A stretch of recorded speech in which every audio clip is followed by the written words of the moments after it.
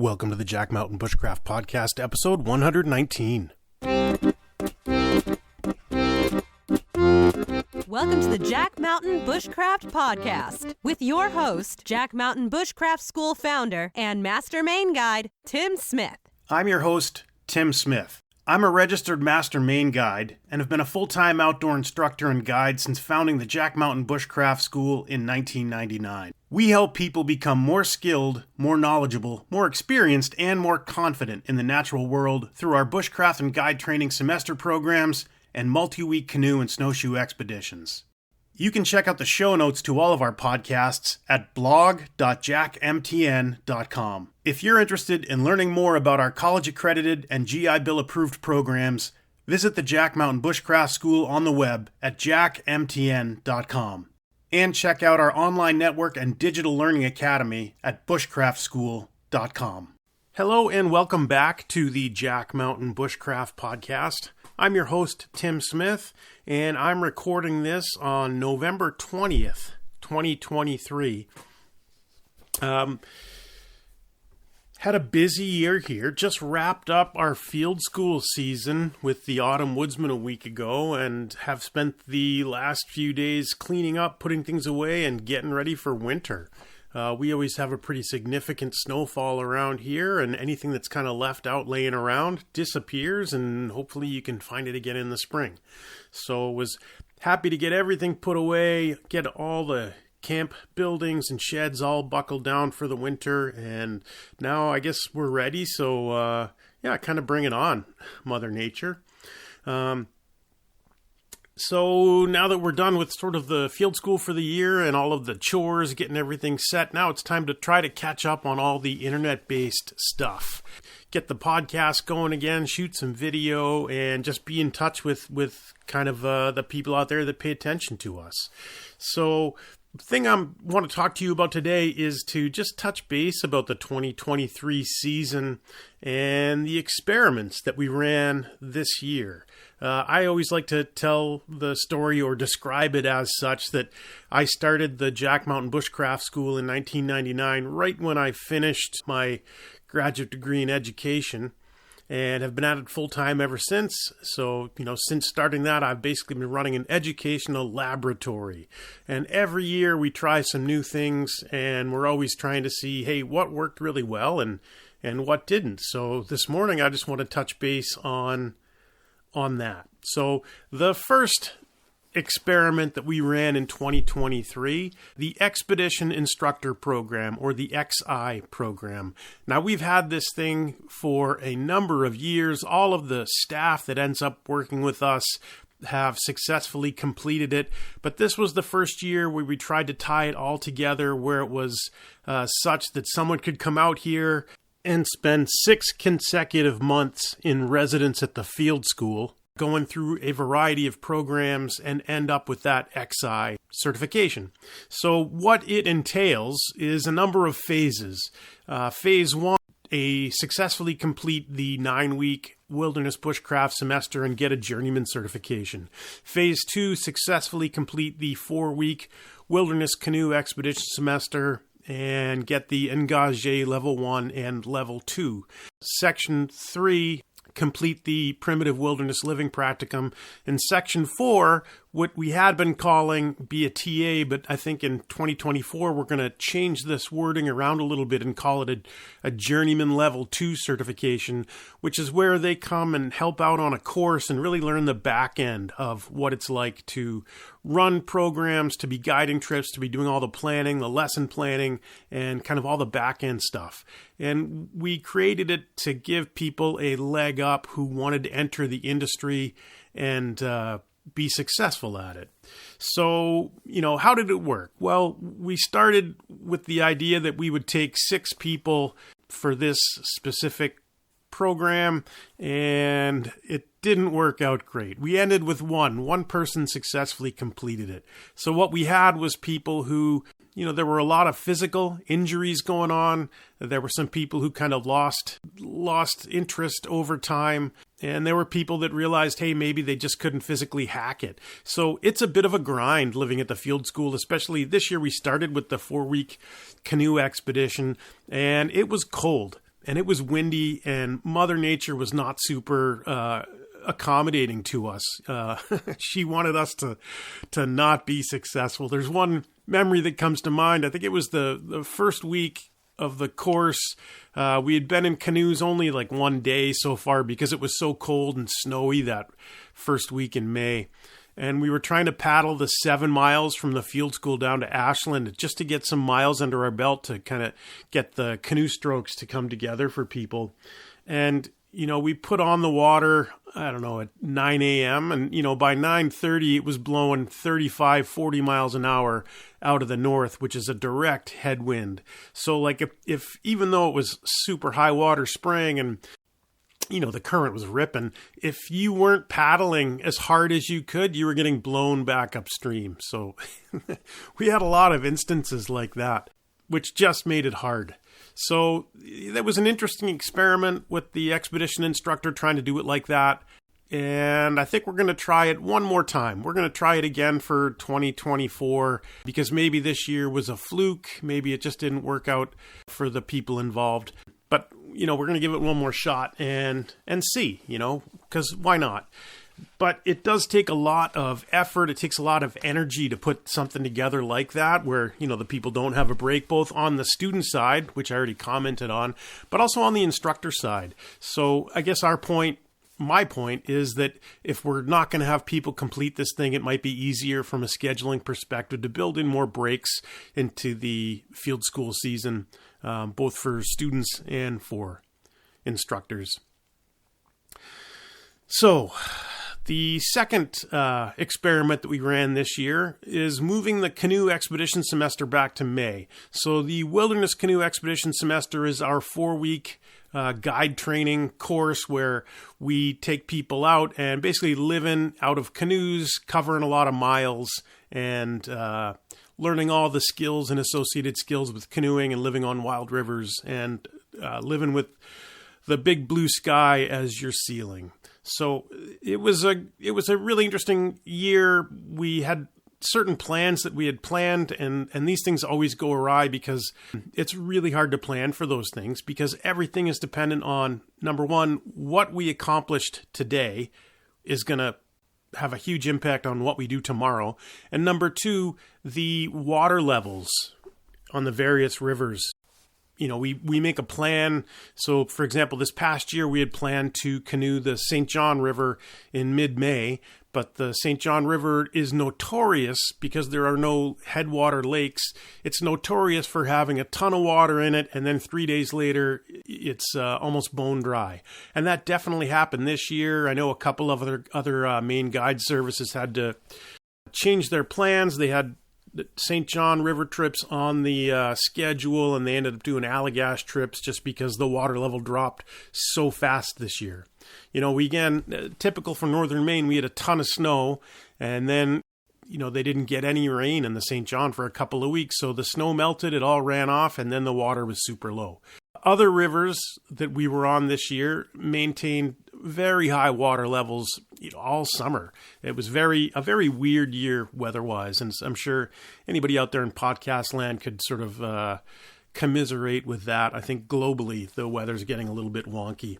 So again, next year we're going to leave that spring semester in May and try to take advantage of the high water mark. And in a future podcast, we're going to talk about some of the changes we're going to make to the Canoe Expedition Semester in 2024. But this morning, we're just talking about how the experiments worked out.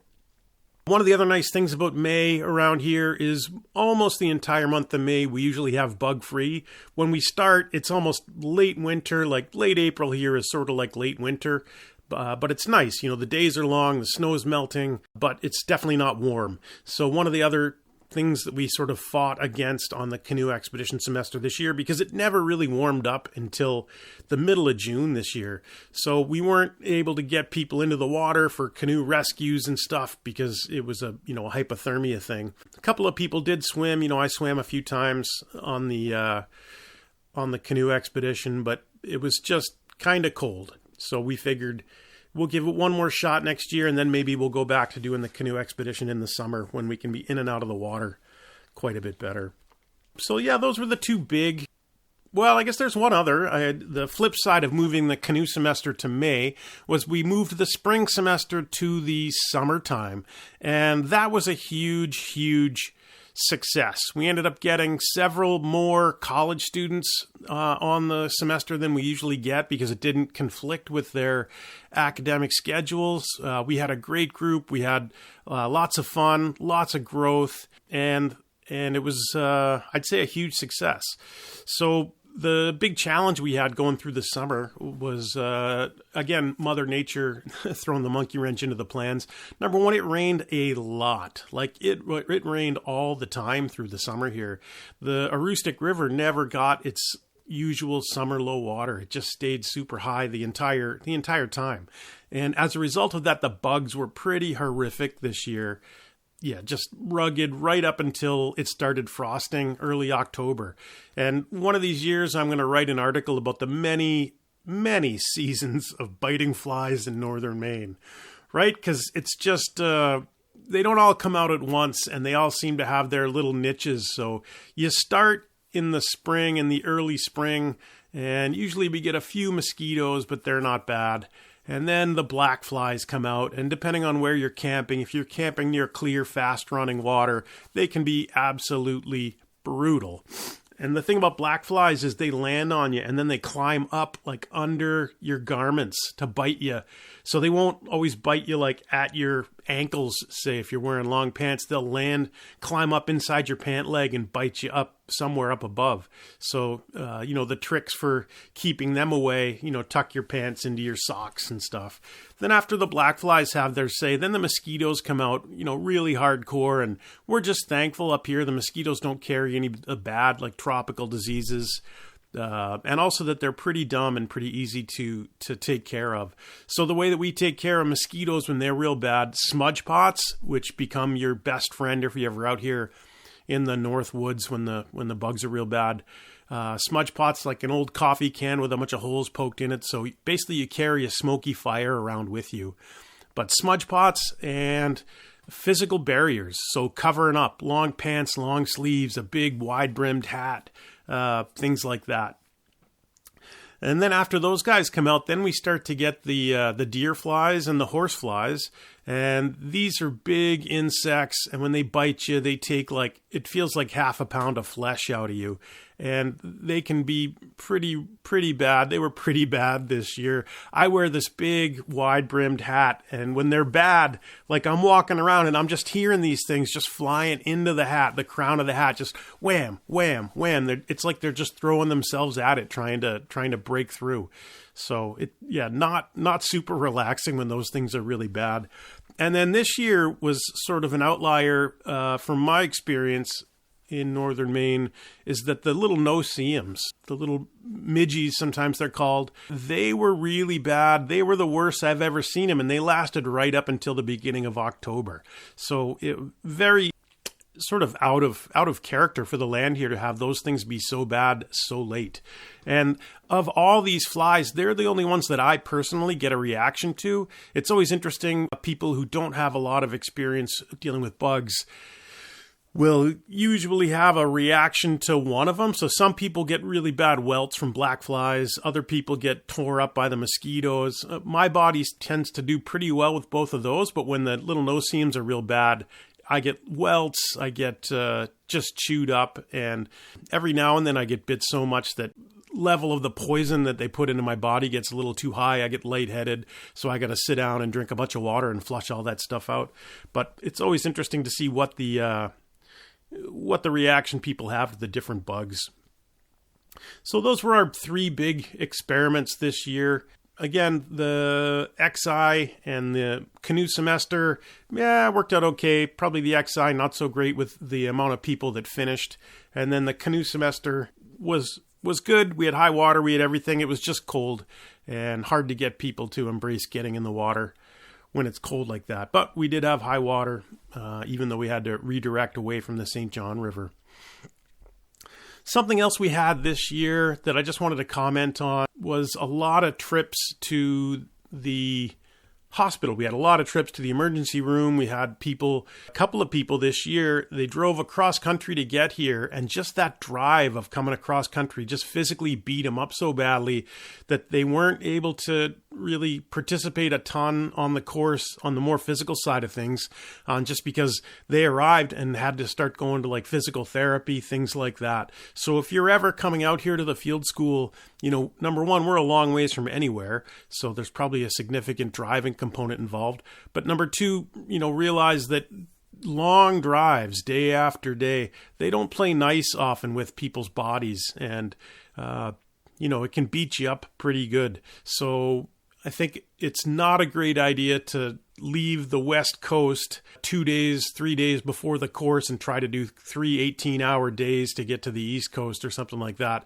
Seen it happen, never seen the people happy about it, and have started to see people get more and more physically beat up as a result.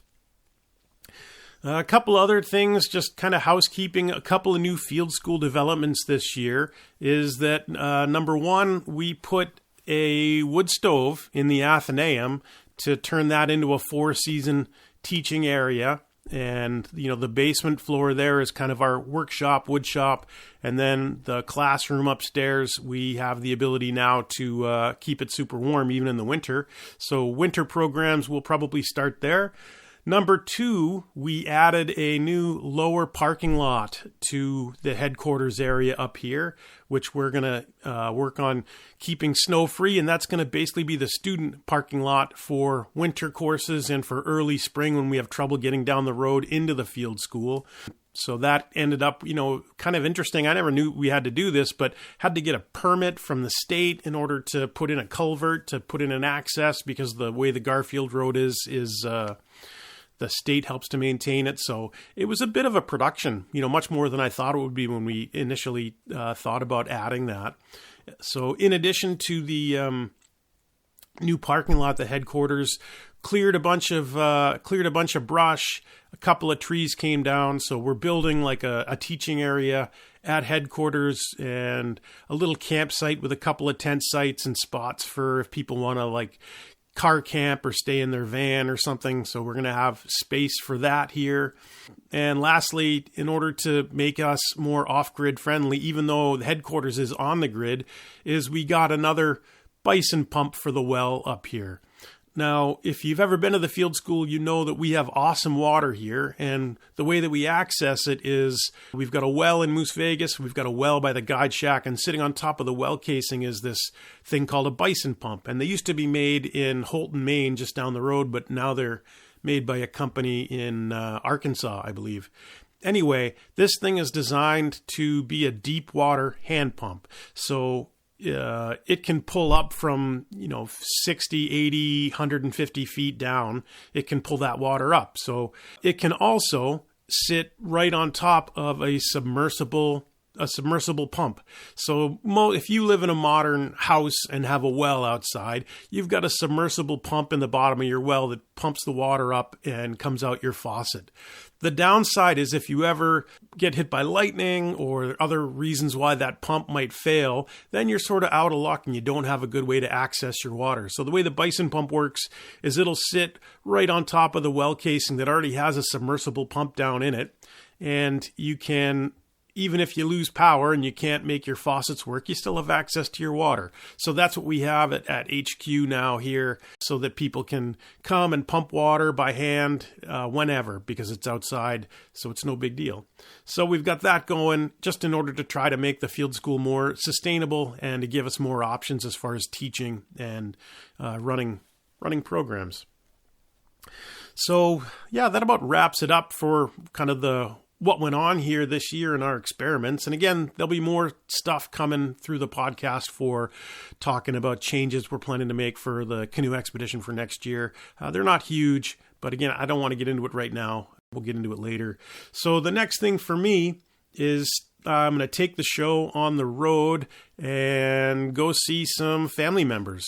So loading up the van, turning the tater raisin van into a little bit of a camper by taking a couple of seats out and gonna go see my mom in Florida and then see my kids in Texas and then be back here for a busy winter season. I'm pretty excited about that.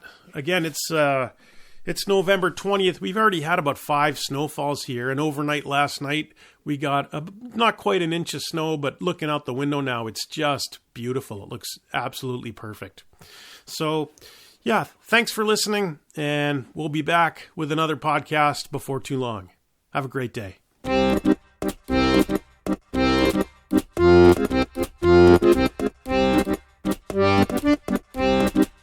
You have been listening to the Jack Mountain Bushcraft Podcast. For more information on our professional wilderness guide training programs that are college accredited and GI Bill approved, visit us on the web at jackmtn.com.